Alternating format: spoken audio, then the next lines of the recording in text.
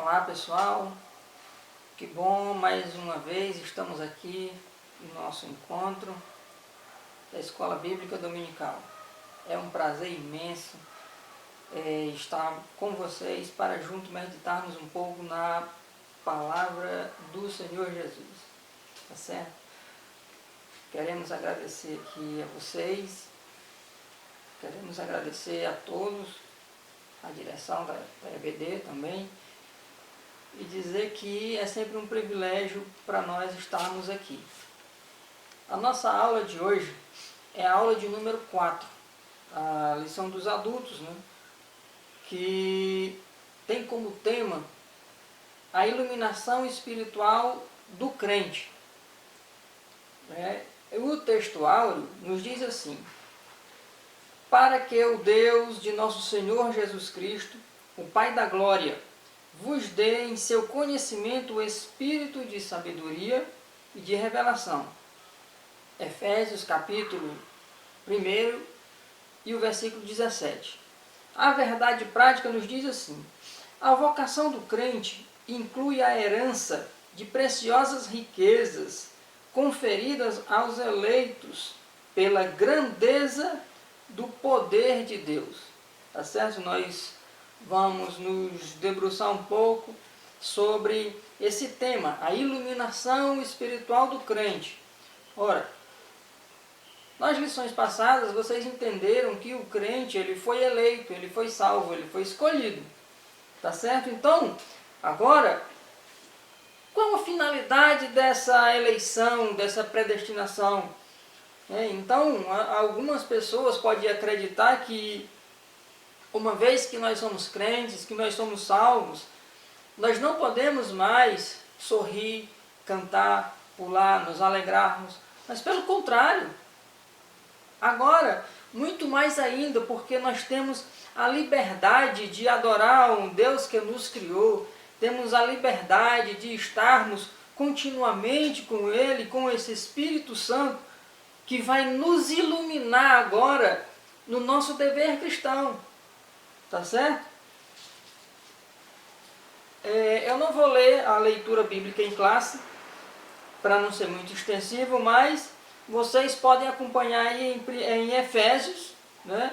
Nós estamos estudando a carta de Paulo aos Efésios, o capítulo 1, do versículo 15 ao 23, tá certo? E tem alguns objetivos da nossa lição hoje.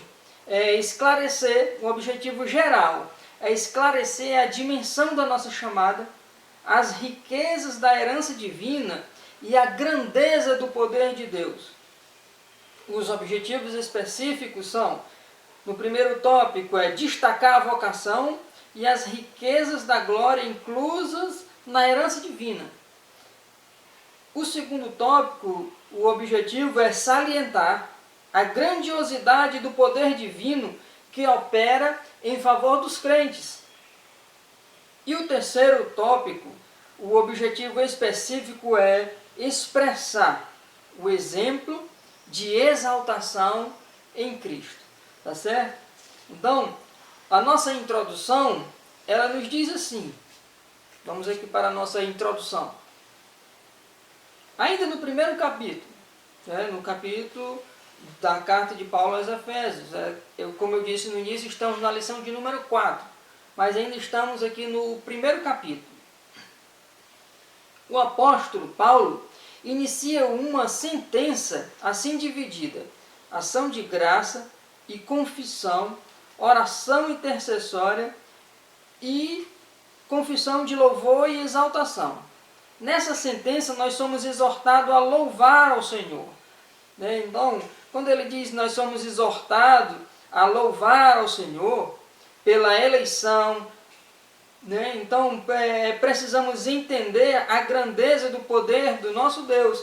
Quando ele diz que nós somos exortados, ele quer dizer que ele está nos incentivando a buscar a Deus por causa dessa eleição que nós tivemos. Devemos nos alegrarmos na presença do Senhor. Tá certo? O tópico 1, que nós vamos entrar agora, o tema é a esperança da vocação e as riquezas da glória.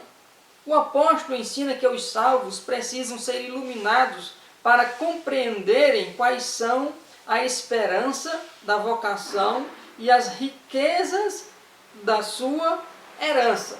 Então nós vamos entender um pouco mais sobre o que é essa esperança da vocação e as riquezas dessa glória que o apóstolo nos incentiva a buscarmos em Deus. Ele diz aqui que os salvos precisam ser iluminados para compreenderem. Quando ele fala nessa iluminação, né, a gente entende que, e a gente bem sabe, né, quem estuda, que a palavra do Senhor, a palavra de Deus, ela é inspirada, é inerrante. A inefável palavra de Deus, ela é inerrante, ela é atemporal, ela é sempre a palavra de Deus. Mas quando nós vamos meditar na sua palavra, nós vamos meditar naquilo que o texto quer dizer, né, o estudo teológico vai dizer que nós somos iluminados por esse Espírito. Então, essa iluminação que o apóstolo está falando para a gente, para nós nos nossos dias hoje, que nós precisamos ser iluminados para compreendermos. Né? Não é porque eu sou crente, agora eu sou salvo e pronto, e acabou essa história. Não, aí Pedro vai dizer assim, peraí, se alguém quiser perguntar a vocês acerca da fé de vocês, o que é que vocês vão falar? Então, você precisa ter respaldo, então você precisa ter o Espírito Santo dentro de você. E ele vai te fazer lembrar aquilo que você precisa dizer. Então, ele não vai te ensinar o que você precisa dizer. Ele vai te lembrar. Tem uma diferença. Ele vai lembrar, por quê? Porque você já meditou na palavra do Senhor, você já se debruçou nela, você já orou, você já pediu discernimento. Então, o Espírito Santo é quem vai iluminar a cada um de nós no decorrer da nossa vida cristã. Ok? O subtópico aqui 1, ele vai dizer assim, ação de graça e intercessão. O apóstolo, ele vai dizer aqui que se alegra em dar graças a Deus pela vida dos eleitos e por todas as bênçãos espirituais recebidas. Então, nós, como eu disse no início, que aceitamos a Cristo, não precisamos ficar cabisbaixos, não precisamos ficar tristes. É bem recorrente que nesse período em que a igreja está reclusa nos seus lares, temos live de toda ordem, de todo grau e de todo nível e para todo gosto. Entretanto, eu queria dizer uma coisa a vocês que estão nos ouvindo, que vocês prestem atenção àquilo que você está escutando. Se te edifica, se é cristão, se é de Deus, tenha cuidado porque você está no seu lar, está no recôndito, né, no conforto da sua cama, bem privado, sozinho, seus familiares, você está muitas vezes no seu quarto, mas há um Deus que nos conhece e nos sonda, onde quer que nós estejamos, e o que quer que estejamos fazendo. Tem muitos pastores bons aí, ministrando louvores, ministrando palavras, dando cursos grátis. Então, se debruce na palavra do Senhor, se alegre nele. Paulo estava aqui dizendo, eu estou alegre porque vocês são crentes, vocês são eleitos. Isso está me alegrando muito. Então, se alegre nisso, não nas coisas efêmeras, naquilo que vai passar rápido, naquilo que é hoje e amanhã já não é mais. Paulo estava dizendo isso nesse tópico que ele disse aqui no versículo 16, que se alegra em dar graças a Deus pela vida dos eleitos e por todas as bênçãos espirituais recebidas. Lá no finalzinho, né, desse tópico 1, ele vai dizer que, por isso ele rogava para que os crentes recebessem a capacidade de compreenderem por meio do Espírito Santo, a esperança das chamadas riquezas da herança e a grandeza do poder de Deus. O versículo 18 e 19 do primeiro capítulo de Efésios. É interessante que quando ele diz que fala sobre esse versículo 18, ele diz, tendo iluminado os vossos olhos do vosso entendimento.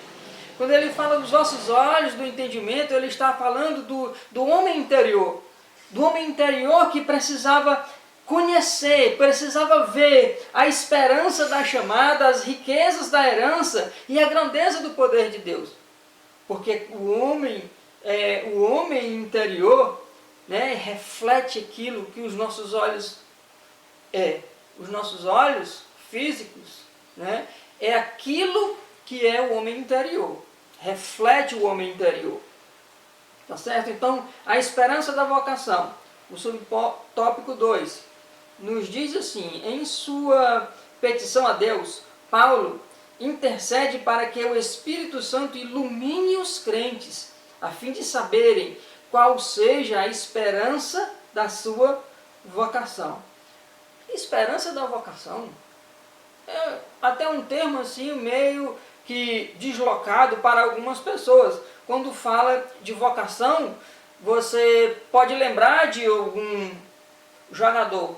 Quando criança, ele tem uma vocação, ele é um bom jogador. Então, nessa vocação dele, ele tem uma esperança. Qual é a esperança?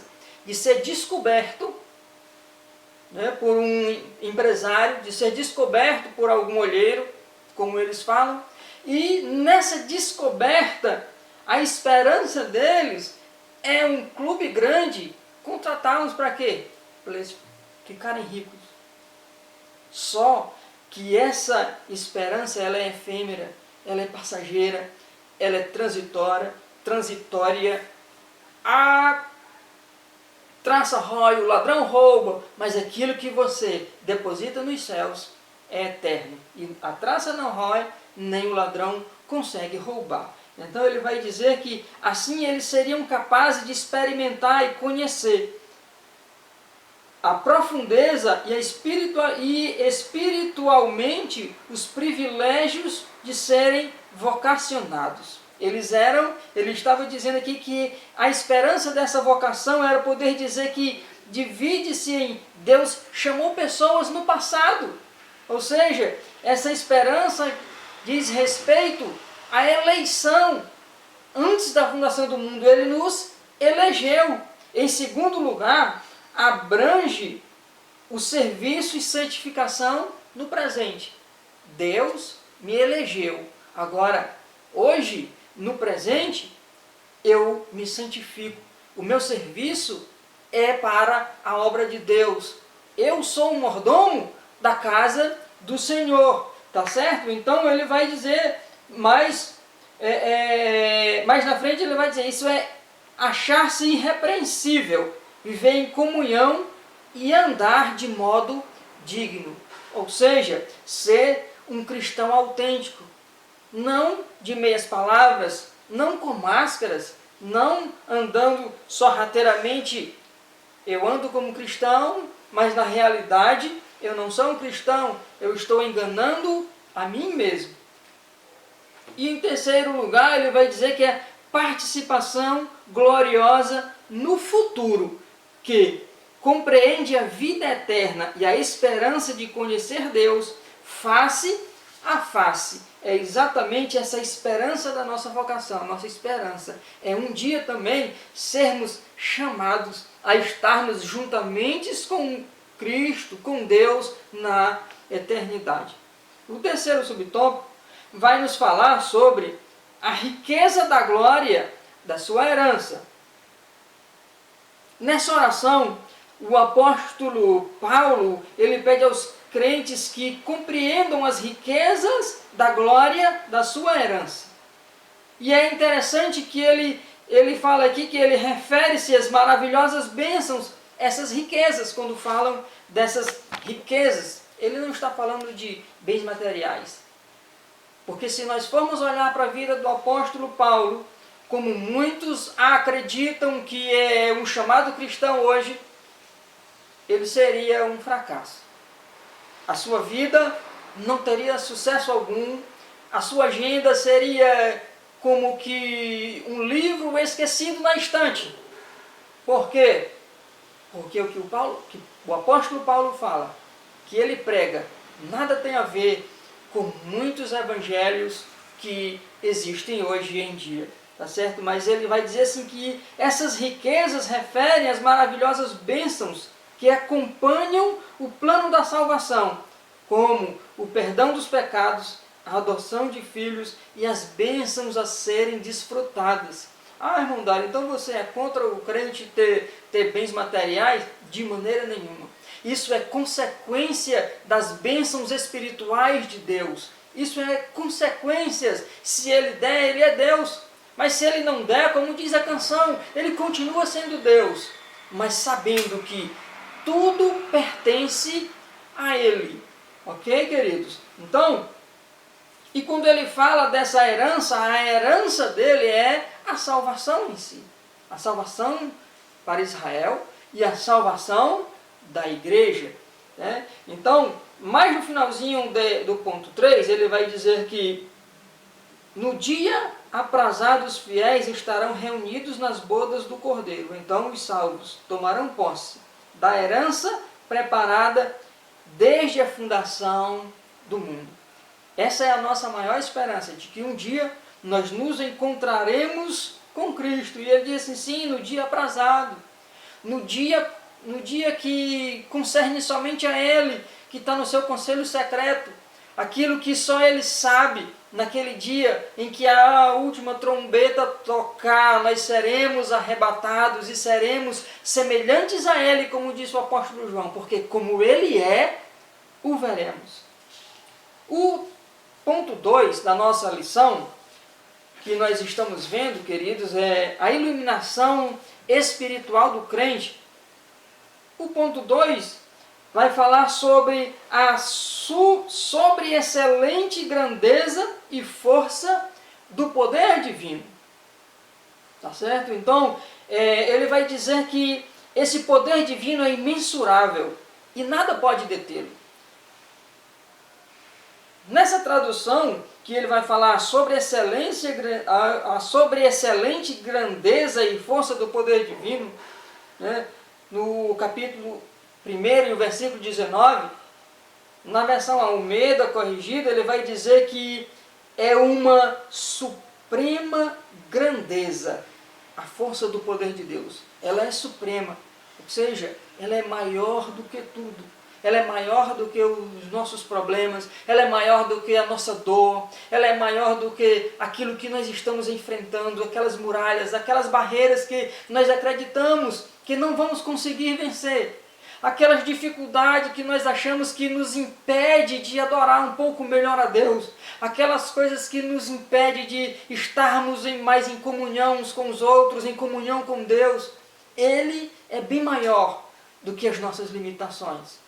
Ok? Então, o ponto 1 do segundo tópico, ele vai dizer assim, a sobreexcelente grandeza do seu poder, da sua grandeza. Então, o apóstolo, ele vai orar, ele ora pelos salvos de Éfeso e diz que pudesse entender a sobreexcelente grandeza do poder de Deus. E essa palavra é traduzida do grego, que dá força adjetiva e significa extraordinário.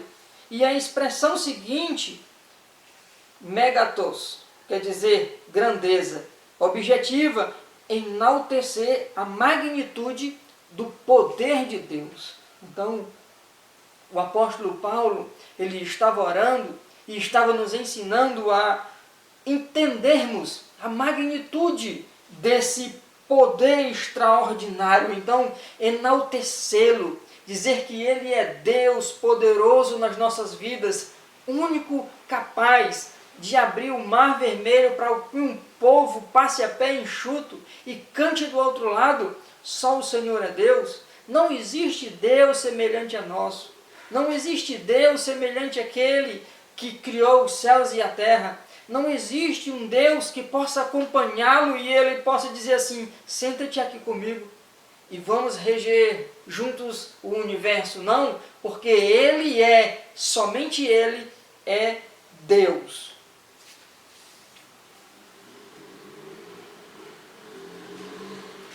Agora nós vamos para o ponto 2, a força do poder divino. Nós falamos sobre a excelente grandeza do seu poder, agora vamos falar sobre a força desse poder. Na sentença, segundo a operação da força do seu poder, no versículo 19, ainda no capítulo 1, o apóstolo faz o uso de 3 vocábulos gregos, concordando entre si. Primeiro, a palavra operação, que significa eficácia. Segundo, a expressão força, que traz a ideia de intensidade.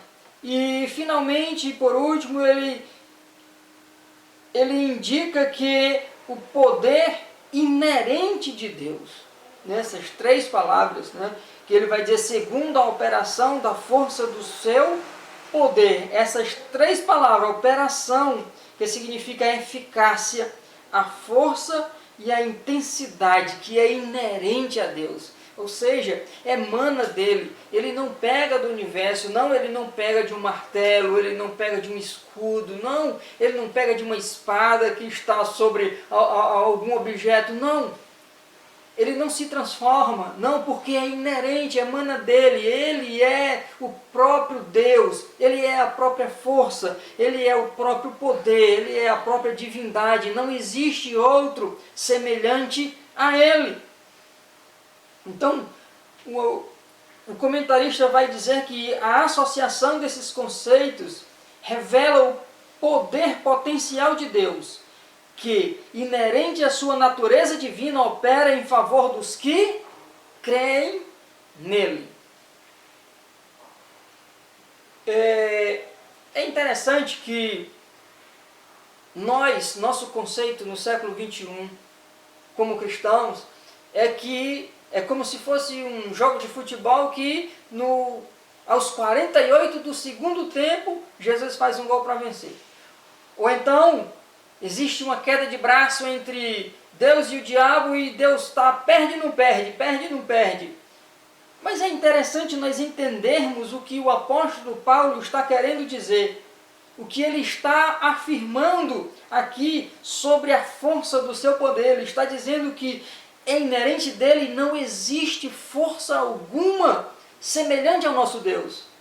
Então, queridos, descansa nele, confia, entrega, porque ele é a solução para as nossas lutas. Ele é a solução para os nossos dilemas. Ele é a solução. Ele vai dizer assim, ele vai dizer que opera em favor dos que creem. Se você crê, descansa. É bem verdade que nós somos limitados e a nossa limitação muitas vezes nos impede de confiarmos totalmente no Senhor por causa do pecado original que muitas vezes coloca em nós a dúvida.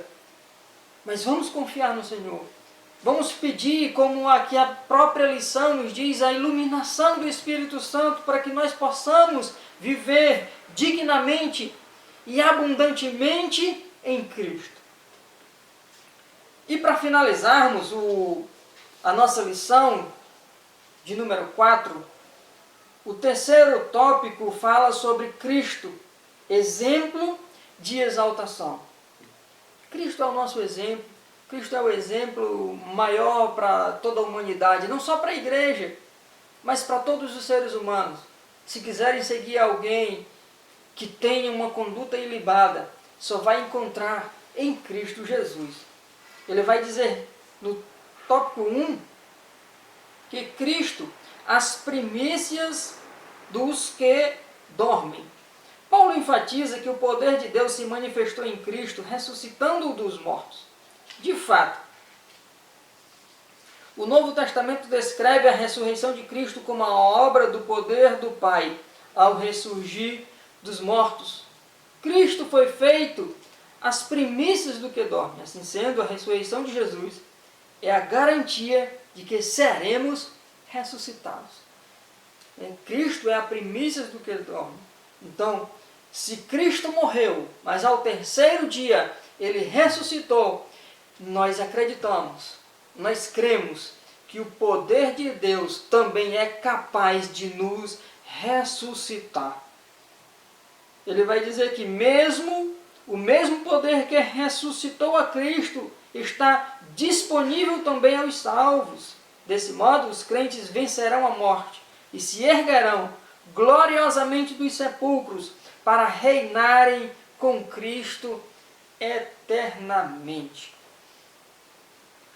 O segundo subtópico do ponto 3, que Cristo, nosso exemplo de exaltação, ele vai dizer que Cristo está elevado à direita de Deus. E Cristo sendo elevado à direita de Deus, ele vai dizer que indica o completo triunfo de Cristo sobre o pecado e as forças do mal. E é aqui onde eu quero conversar com vocês sobre esse tópico, esse segundo subtópico.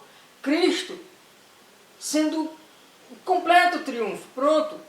Não precisa mais de outra coisa, não precisa de você acreditar mais em nada, em trevo de 4 folhas, em pé de coelho, moita sei lá de que, nada. Não precisa ir a lugar nenhum, vá para a cruz. Cristo é o triunfo maior, ele está elevado à direita de Deus. Quando ele diz que está à destra do Pai e intercede por nós, ele está olhando para nós, mas ele está triunfante e dizendo, eu venci o mundo. Então, entrega a tua confiança nesse Deus que triunfou, nesse Deus que triunfa, nesse Deus que venceu o pecado e as forças do mal. Tá certo? E no subtópico 3, sendo Cristo o nosso exemplo de exaltação, nós vamos entender que ele falou Cristo exaltado sobremaneira. Ele está dizendo Cristo exaltado acima de todas as coisas. Ele vai dizer, nesse ponto, Paulo ensina que o poder de Deus exaltou a Cristo acima do principado e poder, potestade e domínio. Significa que ele foi exaltado acima de toda a eminência de bem e do mal, do bem e do mal. Ele está acima de todas as coisas. Nada que acontece no mundo escapa do seu olhar. Nada, coisa nenhuma. Ele vai dizer assim, ó, e primeiro, o resultado desse triunfo traz um duplo significado para a igreja. São um duplo significado, ou seja, primeiro, Deus fez Cristo cabeça da igreja. Segundo, Deus designou a igreja para ser a expressão plena de Cristo. Aqui eu gostei muito dessa palavra do nosso comentarista, né, que ele diz que Deus fez Cristo cabeça da igreja e Deus designou. Deus incumbiu a igreja, Deus determinou, deu diretrizes para a igreja, para ser a expressão plena de Cristo. E essa expressão plena de Cristo, ele vai falar sobre a exaltação, como a igreja sendo exaltada aqui na terra, para que os homens vejam que a igreja triunfa como um exército com bandeira. Mas deixa eu falar um pouco sobre o que Deus colocou no meu coração sobre ser a igreja, a expressão plena de Cristo.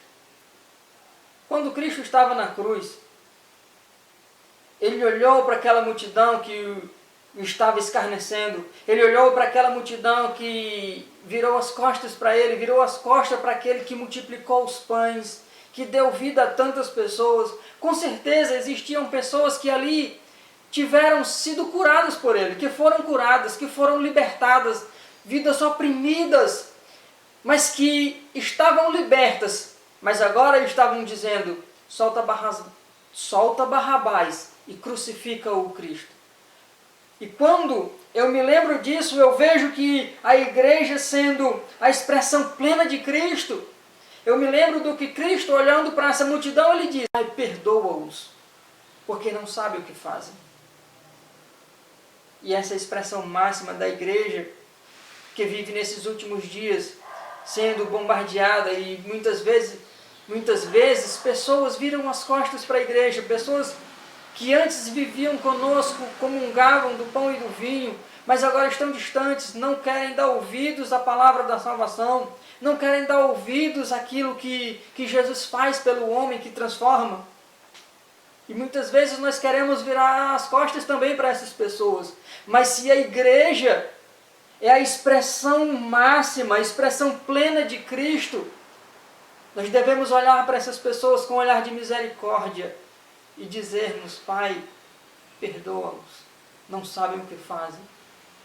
Então, que a expressão máxima da igreja de Cristo, que seja nenhum poder prevalece contra a igreja, mas que a igreja também possa estender as mãos para aquelas pessoas que não querem mais ouvir a palavra, que não querem mais seguir a Cristo, mas que nós, como coluna e firmeza da verdade, podemos dizer que a igreja do Senhor, ela é indestrutível. E para concluir, o apóstolo, ele estava dizendo que precisamos compreender as dádivas da salvação que demonstram o excelso valor daquilo que Deus fez por nós. Quando nós entendermos que essa iluminação que nos iluminou, que aquilo que estava escondido, mas o Espírito Santo entrou em nós e iluminou, nós vamos compreender o valor daquilo que Deus fez por nós. Que Deus em Cristo vos abençoe, querido. Um abraço no coração de cada um de vocês e deixa eu dizer, a vitória é nossa em nome de Jesus.